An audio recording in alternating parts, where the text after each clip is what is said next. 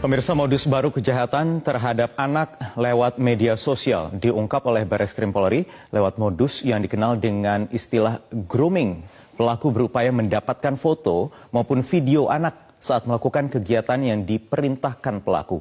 Ani Rahmi akan menjelaskan kepada Anda mengenai apa itu grooming dan bagaimana cara orang tua mencegah modus kejahatan ini terjadi terhadap anak-anak mereka dalam segmen Fact Check berikut ini. Ani, silakan.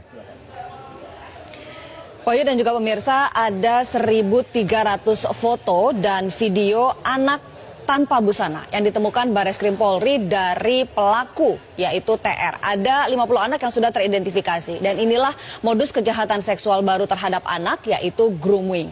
Kita lihat modus operandi yang berhasil diungkap oleh Bareskrim Polri berdasarkan laporan dari KPAI. Yang pertama adalah pelaku memalsukan akun media sosial seorang guru perempuan. Dalam kasus ini media sosialnya adalah Instagram.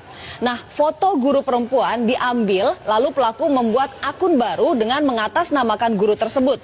Pelaku juga melakukan profiling terhadap sang guru dan follower Instagram dari guru tersebut, khususnya anak-anak. Lalu akun Instagram anak di-follow satu persatu oleh akun palsu. Nah, lewat akun palsu berkedok guru perempuan ini pula, pelaku kemudian melakukan kontak dengan sejumlah anak. Tahapan modus yang paling krusial adalah yang kedua, yaitu grooming, yaitu pelaku berupaya untuk membangun hubungan, mendapatkan kepercayaan dan ada hubungan emosional dengan anak, serta berusaha meyakinkan mereka. Tujuannya adalah agar bisa memanipulasi, mengeksploitasi, dan melecehkan. Dalam proses grooming ini pula, pelaku menggunakan banyak sekali taktik, mulai dari berpura-pura menjadi kawan sebaya, memberikan hadiah, memberikan perhatian, nasihat.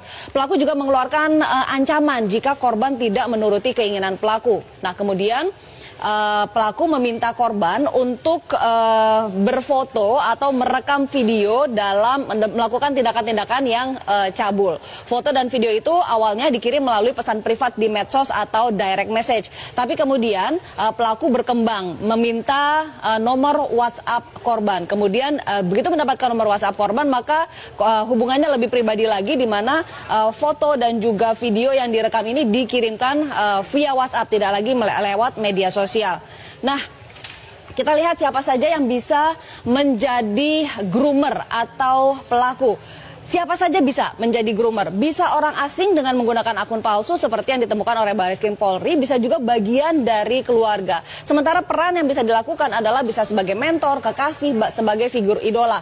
Nah, yang menarik adalah yang diungkap oleh Bareskrim Polri ini, pelaku adalah orang asing dengan menggunakan akun palsu. Siapa dia? Dia adalah seorang narapidana laki-laki di Surabaya, berusia 25 tahun, dan pelaku sendiri divonis 7 tahun 6 bulan penjara karena mencabuli tetangganya yang merupakan anak di bawah umur. Pelaku baru menjalani 2 tahun masa pidananya. Inilah kok bisa narapidana tapi punya akses terhadap handphone dan media sosial. Lalu sebetulnya banyak sekali hukum yang mengancam pelaku kejahatan seksual terhadap anak. Sebut saja misalnya Undang-Undang Perlindungan Anak nomor 3 tahun 2014, ada pasal 76E yang menyebutkan larangan untuk membuat anak melakukan perbuatan cabul. Lalu pasal 82 masih undang-undang yang sama yang menjelaskan tentang ancaman pidananya. Ancaman pidananya adalah 5 tahun penjara dan denda 5 miliar rupiah. Ada juga undang-undang pornografi nomor 44 tahun 2008, di mana di sini di pasal 29 ada aturan mengenai larangan memproduksi, memperbanyak, menyebarluaskan konten cabul dan ancaman hukumannya hingga 12 tahun penjara serta denda 6 miliar rupiah. Masih ada lagi, ada Undang-Undang ITE nomor 19 tahun 2016.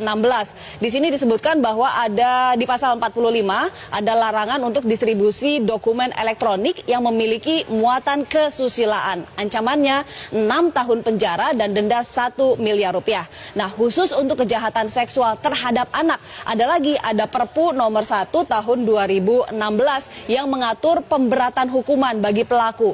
Mulai dari masa pidananya ditambah 1/3, lalu juga ada pengumuman identitas pelaku, jadi biar publik tahu siapa pelaku sebenarnya, dikebiri hingga pemasangan alat pendeteksi elektronis. Kita hitung hukumannya, kalau misalnya semua ini diakumulasi, maka 5 tahun, 12 tahun, 6 tahun, 23 tahun. Kalau ditambah sepertiga lagi 7,6 tahun, total 30,6 tahun pidana penjara. Sementara dendanya jika diakumulasi bisa sampai 12 miliar rupiah. Tapi kan ternyata tidak, karena yang dikenakan hanya satu, yaitu hukuman 15 tahun hingga 20 tahun penjara atau bisa juga terkena hukuman mati dan dendanya 5 miliar rupiah.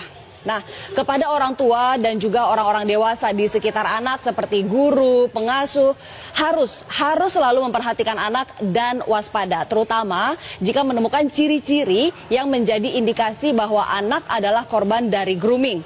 Kita lihat di sini ciri-cirinya. Yang pertama adalah anak menjadi sangat tertutup. Bahkan untuk aktivitas sehari-hari seperti kegiatan yang dilakukan, teman-temannya, anak menjadi sangat tertutup dan tidak lagi bercerita kepada orang-orang dewasa di sekitarnya, termasuk juga orang tua. Lalu anak memiliki pacar yang usianya jauh lebih tua.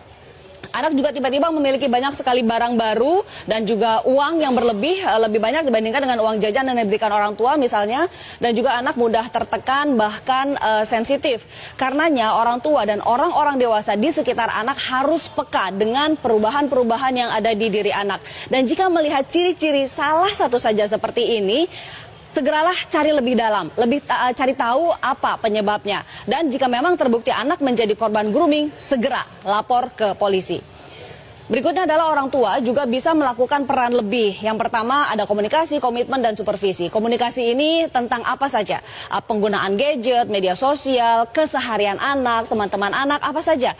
Buka dan jaga jalur komunikasi dengan anak. Termasuk tentu saja tentang keamanan bermedia sosial. Pastikan anak tahu informasi apa saja yang boleh disebarkan dan apa yang tidak boleh disebarkan. Lalu juga buat kesepakatan, ini terkait masalah komitmen mengenai penggunaan gadget. Misalnya, berapa lama anak bisa main gadget, kapan dan di mana boleh main gadget. Lalu misalnya ada komitmen dengan kesepakatan ini, baik dari orang tua maupun dari diri anak sendiri. Nah, dari orang tua juga harus memberikan teladan dan komit tidak menggunakan gadget di waktu-waktu yang disepakati. Jangan sampai anaknya dilarang tapi orang tuanya pakai gadget, itu kan tidak memberikan teladan. Yang berikutnya adalah supervisi, artinya orang tua dan orang-orang dewasa di sekitar anak harus mengawasi aktivitas anak di dunia maya. Konten yang dilihat anak apa, game yang dimainkan anak harus tahu, media sosial yang diikuti, aktivitas dan jaringan pertemanannya juga harus dalam pengawasan. Nah, untuk penyedia platform media sosial juga sebetulnya harus punya peran dalam upaya perlindungan anak. Harus ada aturan yang mengikat dan juga komitmen yang tegas. Misalnya, anak tidak boleh bermedia sosial jika memang usianya di bawah 17 tahun dan harus ketat di situ. Juga harus memperketat sistem pengamanan terhadap duplikasi akun. Tidak bisa mengambil foto sembarangan misalnya, dan juga pengamanan terhadap konten-konten yang ada di media sosial. Dan terakhir, lagi-lagi sistem pemasyarakatan. Harus ada larangan yang tegas, jelas, dan juga betul-betul diimplementasikan terkait penggunaan handphone oleh narapidana. Harus ada yang dijewer di Surabaya atas kecolongan seperti ini. Wahyu, kembali ke Anda. Baik, terima kasih Ani Rahmi dalam segmen Fact Check.